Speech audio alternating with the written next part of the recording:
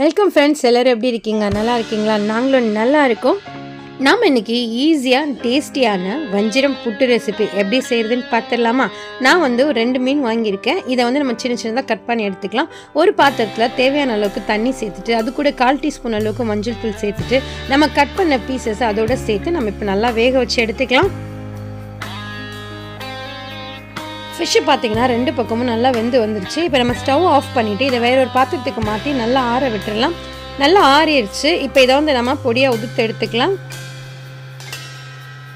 நம்ம சேனலில் first time பார்க்குறவங்களா இருந்தால் மறக்காமல் சப்ஸ்கிரைப் பண்ணிக்கோங்க. பக்கத்தில் இருக்க பெல் ஐக்கானை கிளிக் பண்ணி ஆல்ற பட்டனை கிளிக் பண்ணிக்கோங்க. அப்போ தான் நான் போடுற வீடியோஸ் உங்களுக்கு நோட்டிஃபிகேஷனில் வரும்.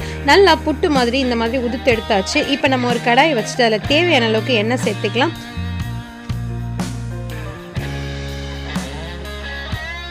எண்ணெய் சூடானதும் 1/4 டீஸ்பூன் அளவுக்கு கடுகு சேர்த்துட்டு கடுகு நல்லா பொரிஞ்சதும் ஒரு துண்டு இஞ்சியை நல்லா பொடியாக சாப் பண்ணியிருக்கேன். ஒரு 5 பல்லு போல் பூண்டையும் பொடியாக கட் பண்ணியிருக்கேன். இதையும் சேர்த்து நம்ம நல்லா வதக்கி விட்டுடலாம்.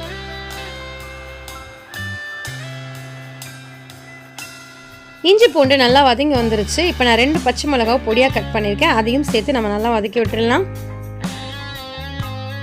எல்லாம் நல்லா வதங்கி வந்ததும் ஒரு 200 கிராம் போல் சாம்பார் வெங்காயம் நல்லா பொடியாக கட் பண்ணி வச்சுருக்கேன். பெரிய வெங்காயமும் சேர்க்கலாம். ஆனால் சாம்பார் வெங்காயம் சேர்த்தோம்னா டேஸ்ட் இன்னும் நல்லாயிருக்கும்.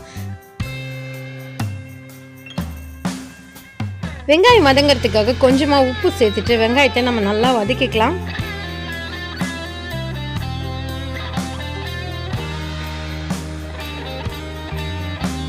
ஓரளவுக்கு வெங்காயம் எல்லாம் நல்லா வதங்கி வந்துருச்சு. இப்போ 1/4 டீஸ்பூன் அளவுக்கு மஞ்சள் தூள் சேர்த்து நம்ம நல்லா மிக்ஸ் பண்ணி விட்டுடலாம்.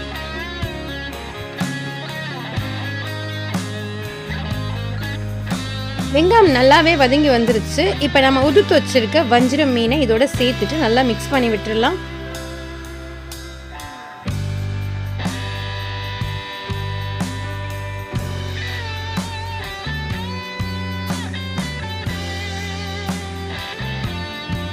மீனை சேர்த்து நம்ம நல்லா கலந்து கொடுத்ததுக்கப்புறம் ஒரு 1/2 டேபிள் ஸ்பூன் அளவுக்கு தனி மிளகாத்தூள் சேர்த்து நல்லா மிக்ஸ் பண்ணி விட்டுடலாம்.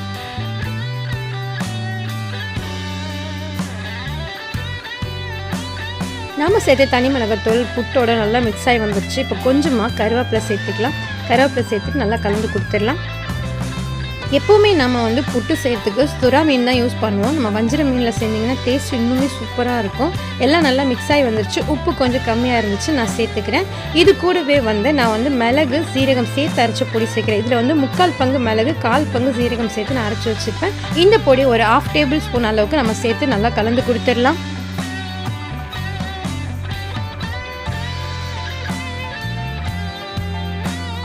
நம்ம சேனலை ஃபாலோ பண்ணணும்னு நினைக்கிறவங்க டிஸ்கிரிப்ஷனில் வாட்ஸ்அப், இன்ஸ்டாகிராம், ஃபேஸ்புக்கோட லிங்க் இருக்குது, ஃபாலோ பண்ணிக்கோங்க.